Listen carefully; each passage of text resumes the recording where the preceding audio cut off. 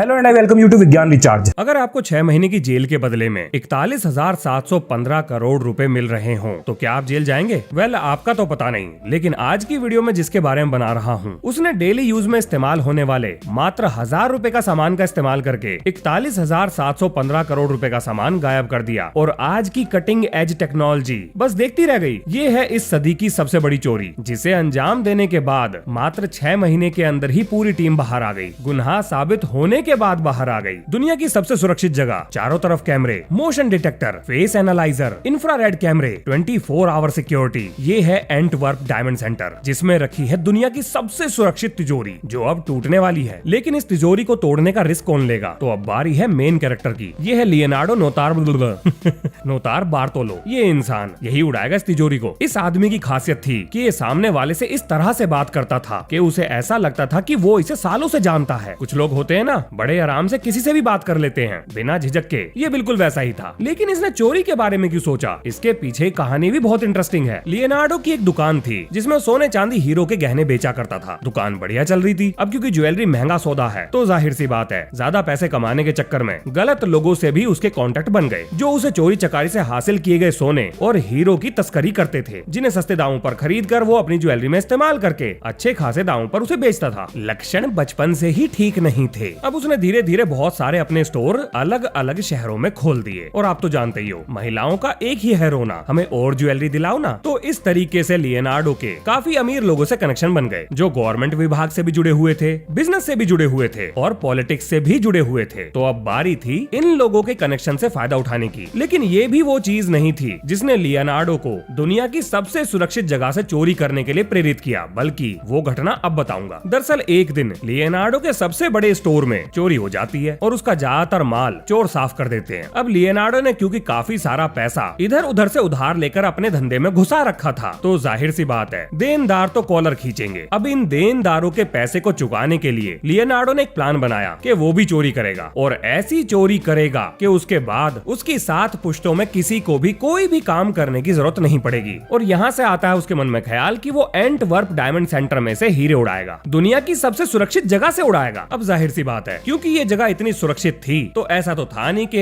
अंदर घुस जाओ, लोकर खोलो, माल भरो और निकल के आ जाओ। तो अब लियोनार्डो के सामने समस्या थी कि प्लान बनाने से पहले जरा ये आइडिया ले लिया जाए कि एंटवर्प डायमंड सेंटर के आसपास और अंदर कितने लेयर की सिक्योरिटी है और उसे चकमा कैसे दिया जा सकता है। लेकिन ये जानकारी उसे देगा कौन? अंदर का आदमी तो कोई जानकारी नहीं देने वाला था। तो अब एक ही तरीका बचता है कि किसी तरीके से उसे एंटवर्प डायमंड सेंटर में एंट्री मिल जाए, ताकि वो खुद सिक्योरिटी से जुड़ी हुई चीजों के बारे में जानकारी जुटा सके। अब लियोनार्डो अपने राजनीतिक और सरकारी कनेक्शंस का इस्तेमाल करके एक फर्जी डायमंड ट्रेडिंग कंपनी का लाइसेंस हासिल कर लेता है और इस लाइसेंस को लेकर एंटवर्प डायमंड ट्रेडिंग सेंटर में चला जाता है, जहां वो इस लाइसेंस के आधार पर बिल्डिंग के अंदर एक छोटा सा ऑफिस रेंट पर लेता है। दरअसल एंटवर्प डायमंड सेंटर की जो बिल्डिंग थी, इस बिल्डिंग में दुनिया के जितने भी बड़े बड़े डायमंड मर्चेंट थे, सभी का ऑफिस था और सभी के लॉकर भी मौजूद थे। वो लोग अपने सबसे कीमती डायमंड्स को इसी बिल्डिंग के अंदर सुरक्षित जगह पर रखते थे, जो इस आदमी के पहुंचने के बाद सुरक्षित नहीं थी। और अब बारी थी पूरी सिक्योरिटी का जायजा लेना, जिसकी शुरुआत होती है बिल्डिंग के बाहर से। बेल्जियम में स्थित एंटवर्प डायमंड सेंटर दुनिया में सबसे ज्यादा हेवीली गार्डेड जगहों में से एक है, जहां पर आने और जाने का सिर्फ एक ही रास्ता है और सड़क के दोनों कोनों पर टेलीस्कोपिक ब्रेकर लगे हैं। यानी कि अगर कोई अंदर आ गया, गाड़ी या किसी भी तरह का वाहन लेकर आ गया, तो वो बाहर नहीं जा सकता। डायमंड सेंटर के आसपास पुलिस के vehicles, security forces, private security, face recognition technology, motion detectors, CCTV cameras और एक पुलिस स्टेशन भी मौजूद था। बिल्डिंग में एंट्री के मेन गेट पर लगभग 27 कैमरे लगे हुए थे, जिसमें हर कैमरे के लिए अलग मॉनिटर था और हर मॉनिटर पर 24 घंटे नजर रखी जाती थी। ये बिल्डिंग भी 3 ब्लॉक में बटी हुई थी, ब्लॉक ए, ब्लॉक बी और ब्लॉक सी। और बी ब्लॉक के 2 स्टोरी नीचे मौजूद थी वो तिजोरी जिसमें अरबों खरबों का माल भरा पड़ा था। और इस तिजोरी को खोलकर अंदर जाने के लिए 10 लेवल की सिक्योरिटी पार करनी पड़ती थी। इस तिजोरी का दरवाजा लगभग 2 फुट मोटी स्टील की चादर से बना हुआ था और ये मामूली स्टील नहीं था, बल्कि इंडस्ट्री ग्रेड हार्ड स्टील था, जिसमें अगर ड्रिल से छेद किया जाए तो उसे करने में 12 घंटे से भी ज्यादा का समय लगता। ये तो छोड़ दो, इस तिजोरी के नीचे एक सेस्मिक सेंसर भी लगा हुआ था। बोले तो ऐसा जुगाड़ कि अगर किसी ने इस तिजोरी के दरवाजे पर गलती से भी नॉक कर दिया तो पूरी बिल्डिंग के अलार्म बज पड़ेंगे। इसमें एक कॉम्बिनेशन लॉक लगा था जिसमें 4 नंबर के सेट को मैच करना था और एक सेट में 0 से लेके 99 तक के नंबर इसके टाइल पर दिए हुए थे। आसान भाषा में बोलूं तो लगभग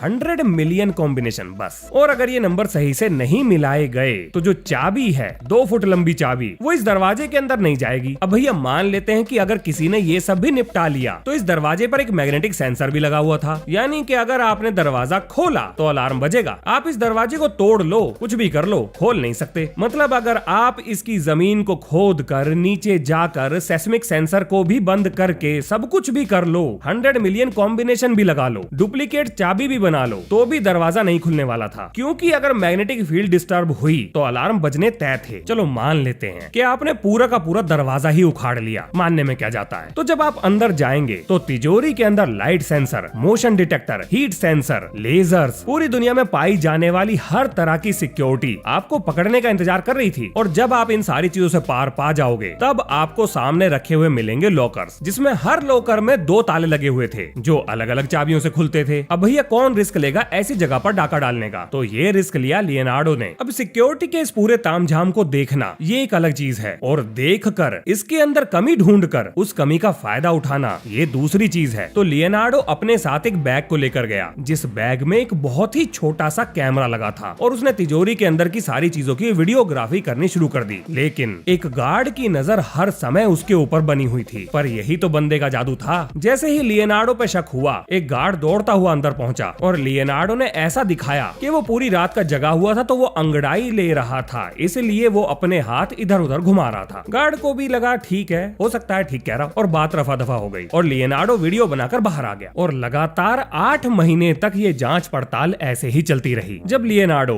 बिल्डिंग के अंदर और बाहर इस्तेमाल होने वाली हर तरह की सिक्योरिटी के बारे में अच्छे से जान चुका था, तब उसे ये बात समझ में आ गई कि वो इस बिल्डिंग के अंदर डाका नहीं डाल सकता, अकेले तो बिल्कुल नहीं डाल सकता। तो अब जरूरत थी उसे एक टीम की, और उसने बनाई एक खतरनाक टीम, जिसका पहला मेंबर था फर्डिनेंडो फिनेटो, जिसका निकनेम था मॉन्स्टर। और इसके पीछे कारण था उसका भारी भरकम शरीर और शातिर तेज दिमाग। वैसे अक्सर ये कहा जाता है कि दिमाग और शरीर दोनों एक साथ नहीं मिलते, पर इस बंदे के पास दोनों थे। अब इस बंदे की खास बात थी कि ये जबरदस्त ड्राइवर था। मतलब चोरी चकारी करने के बाद अगर भागना हो तो चोर अगर इसकी गाड़ी में बैठा हो तो बचने के चांस बहुत ज्यादा थे। दूसरी खूबी, ये अव्वल दर्जे का इलेक्ट्रीशियन था, यानी कि बिजली के तारों के जाल जंजाल को बहुत अच्छे से समझता था। पर इस चोरी में सिर्फ बॉडी शॉडी से काम नहीं होने वाला था, बल्कि सिक्योरिटी सिस्टम को बीट करने के लिए शातिर दिमागों की जरूरत थी। इसीलिए टीम का दूसरा मेंबर बना एलियो दोनारियो, जिसे सब जीनियस के नाम से जानते थे। इसके पास दुनिया के हर कॉम्प्लेक्स सिक्योरिटी सिस्टम का जवाब था, क्योंकि इसकी खुद की सिक्योरिटी कंपनी थी। ये बंदा इतना शातिर था कि कैमरे के सामने खड़ा होकर कैमरे की आंखों से खुद को ही गायब कर सकता था। लियोनार्डो अपने प्लान के बारे में इन दोनों को बताता है, लेकिन जो सवाल सबसे पहले सामने आकर खड़ा होता है वो ये कि आखिर पूरा सिक्योरिटी प्रोसीजर क्या है। मतलब वॉल्ट सुबह कितने बजे खुलता है, शाम को कितने बजे बंद होता है, और वॉल्ट खोलने में कौन कौन से प्रोसेस किए जाते हैं। तो ये सारी जानकारी जुटाने के लिए लियोनार्डो वापस एंटवर्प जाता है, और लगातार 5-6 महीने तक हर हफ्ते सुबह 7 बजे जाता है, जिस समय तय खाने में तिजोरी का दरवाजा खोला जाता था। लियोनार्डो बहुत ध्यान से सारे प्रोसीजर को देखता है और अपने बैग में लगे कैमरे से चुपके से चाबी की फोटो उतारता है। अब जाहिर सी बात थी, इन्हें अपनी टीम में एक और मेंबर चाहिए था जो इस तरह की 2 फुट लंबी ऊट पटांग चाबी का डिजाइन बना सके। और अब एंट्री होती है द किंग ऑफ कीज की, बोले तो चाबी मास्टर, जो हर तरह की चाबी बनाने के लिए चोरों की दुनिया में खूब मशहूर था। अब अगली समस्या आती है कि इस पूरी बिल्डिंग में कौन सी चीज कहां कहां लगी है, कौन सा रास्ता कहां पर जुड़ा हुआ है, बिल्डिंग के अंडरग्राउंड में क्या है, आस पड़ोस की दीवारें कहां निकलती हैं। ये सारी जानकारी हुए बिना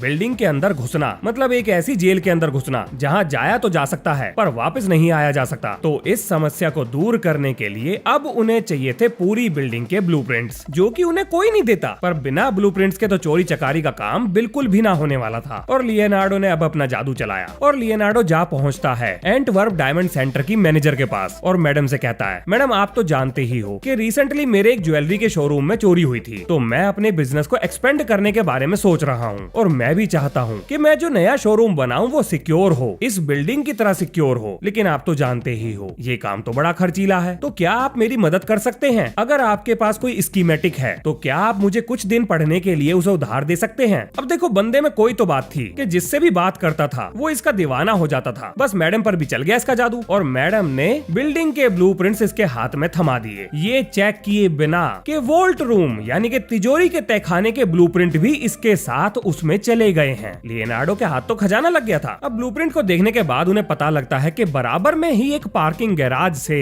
बिना चेक बूथ को पार करे बिल्डिंग के अंदर घुसा जा सकता है। अब इन लोगों का प्लान आगे बढ़ता है, लेकिन इन्हें एक और मेंबर की जरूरत महसूस होती है, क्योंकि अगर मॉन्स्टर बिल्डिंग के इलेक्ट्रिकल सिस्टम को संभालेगा तो गाड़ी चलाने के लिए एक और एक्सपर्ट चाहिए था। और अब एंट्री होती है पिएत्रो तवानो की, जिसको लोग स्पीडी के नाम से जानते थे। ये एक जबरदस्त कार ड्राइवर था। अब लियोनार्डो का एक ही काम था, ज्यादा से ज्यादा जानकारी जुटाना। गार्ड्स किस टाइम आते हैं, किस टाइम जाते हैं, उनकी शिफ्ट कब चेंज होती है और कैमरे रिकॉर्डिंग की टेप्स कहां पर रखी जाती हैं। धीरे धीरे ये सारी जानकारी भी लियोनार्डो के पास इकट्ठी हो जाती है और इन सारी जानकारियों के साथ लियोनार्डो के हाथ एक जबरदस्त चीज लगती है, और वो था ये कि रात के समय जब बिल्डिंग बंद कर दी जाती थी तो तिजोरी के पास कोई भी गार्ड पहरा नहीं देता था, और ज्यादातर मौकों पर सीसीटीवी रूम में भी गार्ड अक्सर रात को सो जाया करते थे। ये तो बहुत जबरदस्त जानकारी थी, क्योंकि अब उन्हें पता लग गया था कि अगर किस्मत ने उनका साथ दिया तो वो एक रात में दुनिया के इतिहास की सबसे बड़ी चोरी निपटा लेंगे, जिसके लिए उन्हें रात के 5 घंटे मिलेंगे। तो अगर उन्होंने अपने समय को सही से इस्तेमाल कर लिया तो बहुत सारे लोग अमीर होने वाले थे। लेकिन अब उनके सामने एक और समस्या आकर खड़ी हो जाती है, वो ये कि ये 10 लेवल की सिक्योरिटी एक ही रात में पार करना लगभग नामुमकिन था। तो अब वो लोग डिसाइड करते हैं कि उनकी टीम में से जीनियस चोरी से एक दिन पहले बिल्डिंग के अंदर जाएगा और जितनी ज्यादा सिक्योरिटी को वो अपने रास्ते से हटा सकता है उसे हटाने की कोशिश करेगा। और यहाँ पर जीनियस लियोनार्डो का कार्ड लेकर बिल्डिंग के अंदर एंट्री करता है, लेकिन वापस नहीं निकलता। अब जीनियस सबसे पहले अपने खुद के माइक्रो सिक्योरिटी कैमरा वहाँ पर लगाता है, ऐसी जगह लगाता है जहाँ से उसे कॉम्बिनेशन के नंबर साफ साफ दिखाई दे सके। और इसके बाद वो काम करता है जिसके लिए उसका नाम पड़ा था जीनियस। वो मैग्नेटिक सेंसर्स को खोलकर बिना उन्हें अलग करे एक एल्यूमिनियम की प्लेट के सहारे एक दूसरे से जोड़ देता है और उसके नीचे एक टेप लगाकर वापस उन्हें दरवाजे पर कस देता है। अब देखिए, ये मैग्नेटिक सेंसर एक मैग्नेटिक फील्ड क्रिएट करते थे, जिसका एक हिस्सा दरवाजे पर और दूसरा साइड में लगा था। अब जैसे ही ये दरवाजा खुलता था तो मैग्नेटिक फील्ड ब्रेक होने की वजह से चारों तरफ के अलार्म बजने लगते थे। लेकिन जब गार्ड इस दरवाजे को खोलते थे तो पहले इस सेंसर को कंट्रोल रूम से बंद किया जाता था। तो जीनियस ने अब एक ऐसा काम किया कि पूरा का पूरा मैग्नेटिक सेंसर बिना अलग करे दरवाजे से निकालकर अलग किया जा सके और किसी को पता भी ना लगे। अब ये सारा काम निपटाने के बाद जीनियस के सामने खड़ी हो गई एक और नई समस्या, और वो थी पार्किंग एरिया का दरवाजा। लेकिन ये दरवाजा इलेक्ट्रॉनिक सेंसर्स की मदद से कंट्रोल किया जाता था। मतलब अगर गार्ड हो तो वो बटन दबाकर दरवाजा खोल सकता था, लेकिन अगर इसे ऑटो मोड पर लगा दिया जाए तो बिना इसके इलेक्ट्रॉनिक सेंसर को डिस्टर्ब किए अगर ये दरवाजा खोलने की कोशिश की जाती तो चारों तरफ के अलार्म बज पड़ते। यानी कि जीनियस को एक ऐसी फ्रीक्वेंसी पता करनी थी जो इस इलेक्ट्रॉनिक सर्किट को संभाल सके। पर जीनियस तो जीनियस था, उसने ये भी कर दिया। और अब रह जाता है उस आदमी का काम जिसने ये सब शुरू किया था, यानी लियोनार्डो। लियोनार्डो को हीट और मोशन सेंसर्स को बेकार करना था, जो कि तिजोरी के अंदर जाकर ही किया जा सकता था। और इस चीज के लिए लियोनार्डो ने इस्तेमाल किया हेयर स्प्रे। और क्योंकि किस्मत उसके साथ थी तो जिस समय उसने ये काम किया किसी की नजर भी उस पर नहीं गई और हीट और मोशन सेंसर्स बेकार हो गए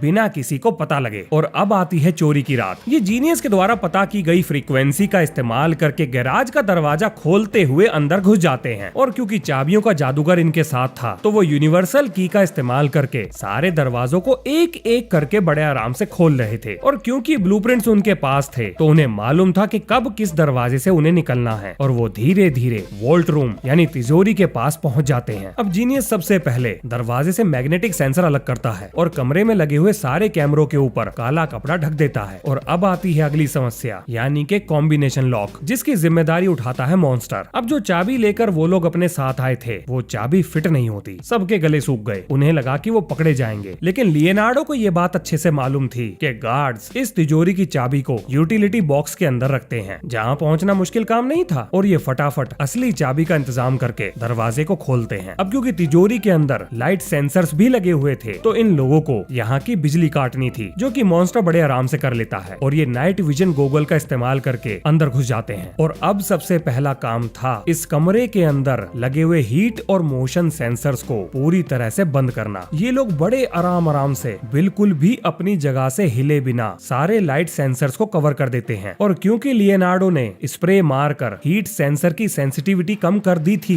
तो इन्हें इतना मौका मिल जाता है कि ये उसके पास जाकर उसे स्टायरोफोम से ढक सके, जिससे हीट सेंसर कमरे में हो रही गतिविधियों को ना पकड़ पाए। भाई साहब कमाल हो हो गया था। मुश्किल से 1000-1500 का घर में इस्तेमाल होने वाला सामान दुनिया की सबसे बेहतरीन टेक्नोलॉजी पे भारी पड़ रहा था। अब सब कुछ सेट हो चुका था, इन्हें बस डिपॉजिट बॉक्सेस खोलने थे, जिसके लिए इन्होंने इस्तेमाल किया पुली खींचने वाले जुगाड़ का। और जो लोग मोटर के बारे में अच्छे से जानते हैं तो मोटर पर लगी हुई पुली को खींच कर उतारा जाता है, जिसके लिए एक स्क्रू शेप का जुगाड़ इस्तेमाल किया जाता है। और इन्होंने भी उसी जुगाड़ का इस्तेमाल किया था और धड़ाधड़ डिपॉजिट बॉक्सेस खींच के बाहर निकालने लगे। चोरी करी, माल भरा, सिक्योरिटी की फुटेज उड़ा ली और गाड़ी में बैठ के रफा दफा। दुनिया की सबसे बड़ी चोरी बड़े आराम से अंजाम दे दी गई थी। अब उन्हें मालूम था कि पुलिस उनके पीछे जरूर आएगी, तो अब उन्हें लियोनार्डो के अपार्टमेंट में इस चोरी से जुड़ी हुई हर चीज को पूरी तरह से खत्म करना था। तो वो सारा कचरा भर के स्पीडी की कार में डालकर उसे ठिकाने लगाने के लिए आगे बढ़ते हैं। अब क्योंकि समय रात का था तो ये सुनसान जगह की तलाश में निकल पड़ते हैं, लेकिन स्पीडी के ऊपर डर हावी हो जाता है। वो बहुत ज्यादा घबरा जाता है। वो जल्दी से जल्दी इस सारे सामान से छुटकारा पाना चाहता था, तो एक सुनसान जगह पर वो गाड़ी रोककर इस सारे कबाड़े को ऐसे ही फेंकने लगता है। लियोनार्डो उसे रोकता है कि वो ऐसे ही किसी भी जगह पर इस सामान को नहीं फेंक सकते, लेकिन स्पीडी ने आधा कचरा फेंक दिया था, तो और कोई चारा ना देखकर वो सारा कचरा वहीं पर डंप कर देते हैं। अगले दिन एंटवर्प डायमंड सेंटर खुलता है और सबके होश उड़ जाते हैं। सिक्योरिटी की हर लेयर कॉम्प्रोमाइज हो चुकी थी और दुनिया की सबसे बड़ी डकैती बड़े आराम से लग चुकी थी और पूरे $500 बिलियन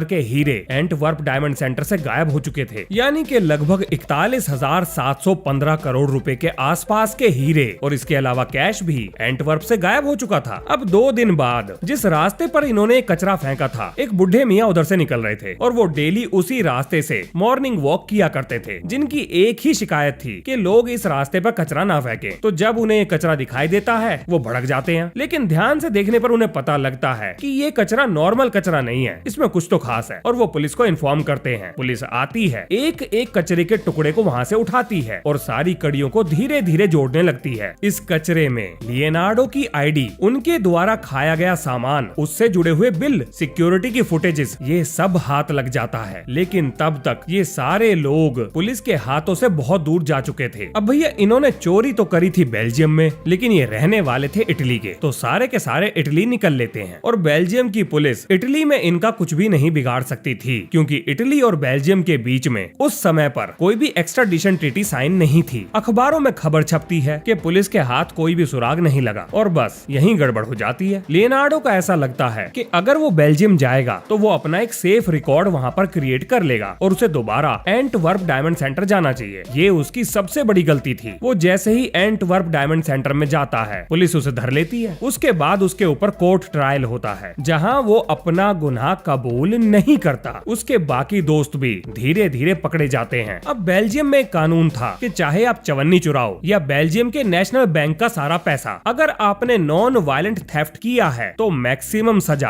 आपको बस 4 साल की हो सकती है। और क्योंकि इन लोगों ने अपना गुनाह कबूल नहीं किया था और पुलिस के पास ना तो चोरी का माल था और ना ही पक्के सबूत थे जिससे वो इन्हें 100% अश्योरिटी के साथ गुनहगार साबित कर सके, तो शक के आधार पर कि ये डायरेक्टली या इनडायरेक्टली चोरी से जुड़े हुए थे, इन्हें 4 साल की सजा सुनाई जाती है, जिनमें से ज्यादातर 6 महीने के अंदर ही बाहर आ जाते हैं। और अब ये सारे आजाद थे। आज तक ये पता नहीं चला है कि वो 41,715 करोड़ रुपए के डायमंड और कैश कहाँ गया। तो जी ये थी कहानी सदी की सबसे बड़ी चोरी की। और अब हम उतारेंगे बाल की खाल, मतलब किसने और कहां पर कौन कौन सी गलती की। और जिन भी सिक्योरिटी सिस्टम के बारे में मैंने इस वीडियो में बताया है, उनके काम करने के पीछे और उन्हें बेकार करने के पीछे विज्ञान किस तरह से काम करता है, ऐसा विज्ञान का पॉइंट ऑफ व्यू यहाँ पर घुसाना जरूरी है। नहीं तो आप जानते हो, ये जो विरोधी पार्टी होती है, ये कमेंट बॉक्स में विरोध के बर्तन भांडे फोड़ने लगेगी। ये तो साइंस चैनल है, ये कैसी वीडियो बना रहे हो, इसमें साइंस कहाँ है, हमें तो फिजिक्स चाहिए। तो थोड़ा ध्यान उनका भी रखना पड़ता है। चलो घुसाते हैं यहाँ पर विज्ञान। सबसे पहले बात करते हैं सेस्मिक सेंसर की। देखिए इसमें 4 चीजें होती हैं। पहला रॉड जो वाइब्रेशन डिटेक्ट करेगी, दूसरा बैटरी जो इसे पावर देगी, तीसरा इसका इलेक्ट्रॉनिक सर्किट और चौथा इसकी बाहर की बॉडी। तिजोरियों के नीचे लगाए जाने वाले सेस्मिक सेंसर्स उल्टे लगाए जाते हैं, यानी कि इनकी रॉड जो है वो जमीन में नीचे की तरफ नहीं बल्कि ऊपर की तरफ रहती है। यानी कि अगर कोई फर्श पर भी चलेगा तो उसके वाइब्रेशन भी डिटेक्ट हो जाएंगे। लेकिन क्योंकि जहाँ पर तिजोरियां लगाई जाती हैं वहाँ बार बार खोद कर इनकी बैटरियों को नहीं बदला जा सकता, तो इन्हें पावर सप्लाई बिजली से मिलती है और अगर इनकी बिजली काट दी जाए तो ये बेकार है। वैसे ये सेंसर ज्यादातर ऐसी जगह पर लगाए जाते हैं जहाँ भूकंप आने की बहुत ज्यादा संभावना रहती है। तो जैसे ही हल्के फुल्के वाइब्रेशन भी डिटेक्ट होते हैं, एक वार्निंग सिस्टम शहर में सायरन बजा देता है और लोग सुरक्षित जगहों पर चले जाते हैं। अब बात करते हैं मोशन सेंसर की। तो देखिए आजकल तो टेक्नोलॉजी एडवांस हो गई है, लेकिन उस समय दो तरह के मोशन सेंसर आते थे। एक वो जो अल्ट्रासाउंड प्रोड्यूस करके चीजों से टकरा के वापस आने पर मोशन को डिटेक्ट करते थे, और दूसरे वो जो चीजों के द्वारा जो हीट सिग्नेचर रेडिएट किए जा रहे थे उन्हें डिटेक्ट करते थे। मान लीजिए कमरे में कोई नहीं है, तो जाहिर सी बात है जब अल्ट्रासाउंड छोड़ा जाएगा तो बार बार हर चीज से टकराकर वापस आने में उसे फिक्स टाइम लगेगा, यानी कि कोई भी चीज अपनी जगह से नहीं हिल रही। लेकिन अगर कोई कमरे में एंट्री करता है और उसके शरीर से अल्ट्रासाउंड टकराकर वापस आता है तो सेंसर डिटेक्ट कर लेगा कि कमरे में हलचल हुई है। अब यहाँ पर आप ये भी कह सकते हो कि भैया अल्ट्रासाउंड तो बॉडी को पेनिट्रेट कर सकता है, यानी कि आर पार जा सकता है। बिल्कुल सही बात है, लेकिन अल्ट्रासाउंड ऐसा कब करेगा? जब आप उसकी फ्रीक्वेंसी रेंज को छेड़ोगे। अगर आप उसकी फ्रीक्वेंसी को ऐसे मैनेज कर लो कि वो बॉडी को पेनिट्रेट ना करे बल्कि रिफ्लेक्ट हो जाए, तो वो बड़े आराम से हो जाएगा। अब बात करते हैं दूसरे तरीके के मोशन डिटेक्टर्स के बारे में। देखिए ये मोशन डिटेक्टर अपने फील्ड ऑफ व्यू को छोटे छोटे पिक्सल्स में बांट देते हैं, बोले तो स्क्वायर खांचों में। अब क्योंकि एक मशीन है तो इसके लिए हर खांचे का रंग बिल्कुल फिक्स है, लेकिन जैसे ही मोशन होगा तो जाहिर सी बात है बहुत सारे पिक्सल्स का रंग अचानक से बदलना शुरू कर देगा और इसे ये मोशन समझेगा और अलार्म बज पड़ेगा। तो इन्हें बेकार करने का तरीका क्या है? किसी भी ऐसी चीज की परत जो इनके द्वारा देखे जा रहे पिक्सल्स के रंग में फर्क ना पता लगने दे, बड़ी आसानी से इन्हें ब्लॉक कर सकती है। उदाहरण के लिए अगर आप ग्रीस लगा दें, तो कैमरे पर ग्रीस लगा दें तो मोशन डिटेक्टर लगभग बेकार हो जाएगा। और देखो स्टायरोफोम जो है वो अल्ट्रासाउंड को एब्जॉर्ब कर सकता है, सर्टेन फ्रीक्वेंसी के अल्ट्रासाउंड को एब्जॉर्ब कर सकता है। बस आपको ये पता लग जाए कि अल्ट्रासाउंड किस फ्रीक्वेंसी का है तो आप बड़ी आसानी से किसी भी मोशन डिटेक्टर को बेकार कर सकते हैं। अब देखिए यहाँ पर हमें ये भी समझना पड़ेगा कि हम ऐसे इलेक्ट्रोमैग्नेटिक रेडिएशन का इस्तेमाल कर सकते हैं जो हर चीज से पेनिट्रेट कर सके, लेकिन उसका फायदा क्या? मोशन तो तब डिटेक्ट होगा ना जब रेडिएशन टकरा के वापस जाएगा। अगर वो आर पार निकल जाए तो मोशन कैसे डिटेक्ट होगा? इसीलिए ये इनकी कमजोरी है कि ये एक फ्रीक्वेंसी रेंज के बाहर काम नहीं करते। मतलब कर सकते हैं, लेकिन अगर हम ऐसा करें तो ये मोशन डिटेक्ट नहीं कर पाएंगे। तो किसी को अगर नॉलेज है कि वो फ्रीक्वेंसी रेंज क्या है तो वो बड़ी आसानी से इन्हें चकमा दे सकता है। और लाइट सेंसर्स के बारे में तो आप जानते ही हो, अगर इन्हें जरा सा भी इलेक्ट्रोमैग्नेटिक रेडिएशन मिल जाए यानी कि लाइट मिल जाए तो ये फोटो इलेक्ट्रिक इफेक्ट का इस्तेमाल करके अपने सर्किट को पूरा करके अलार्म बजाने का काम कर देंगे। और इसके लिए आप धन्यवाद दे सकते हो फिजिक्स के फूफा एल्बर्ट आइंस्टाइन को। इसी के लिए तो नोबेल प्राइज मिला था उन्हें, फोटो इलेक्ट्रिक इफेक्ट यानी रोशनी से बिजली का बनना। अब जरा इस बात पे ध्यान दे लेते हैं कि ये जो घटना घटी इसमें किसने कौन सी गलती करी। देखिए सबसे बड़ी गलती, जिस टाइम लियोनार्डो को एंटवर्प डायमंड सेंटर में ऑफिस किराए पर दिया गया था तो डायमंड सेंटर अथॉरिटीज को लियोनार्डो से जुड़ा हुआ क्रिमिनल रिकॉर्ड पता करना चाहिए था, जो कि बड़े आसानी से लोकल पुलिस से पता किया जा सकता था। हमारे यहाँ पर भी जब किसी की सरकारी नौकरी लगती है या पासपोर्ट अप्लाई किया जाता है तो उसका वेरिफिकेशन लोकल पुलिस के द्वारा किया जाता है। बहुत छोटी सी चीज है, कल को आप किसी को अपने यहाँ पर नौकरी पे रखते हो जिसके ऊपर बहुत बड़ी जिम्मेदारी है, तो ये छोटी मोटी जानकारी पता कर लेनी चाहिए। दूसरी गलती, इस दुनिया में कोई भी बिना वजह किसी के लिए बहुत अच्छा या बहुत खराब व्यवहार नहीं करता। किसके पास इतना टाइम रखा है? तो अगर आपको कभी